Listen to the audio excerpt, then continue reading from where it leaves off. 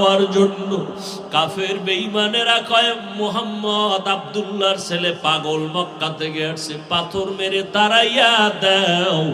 কাফের বেঈমানেরা যখন এই কথা বলল, ওই কাফেরের ছোট ছোট বাচ্চাগুলো হাতের মধ্যে পাথর নিয়ে আমার নবীর শরীরের মধ্যে মারে। বৃষ্টির মতো নবীর শরীরের মধ্যে পাথরগুলো পড়ে। যেই নবীর শরীরে মশা মাছি পড়া হারাম, ওই নবীর শরীরে পাথরগুলো বৃষ্টির মতো পড়ে রক্ত বের হওয়া শুরু হয়ে গেল।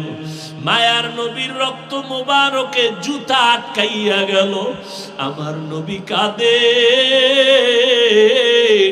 আমার আল্লাহ কয় জিবরাইল যাও, আমার নবীর কান্না বরদাস্ত করা যায় না। তায়েফের ময়দানের মানুষগুলো সব ধ্বংস করে দাও। মায়ার নবীর কাছে জিবরাইল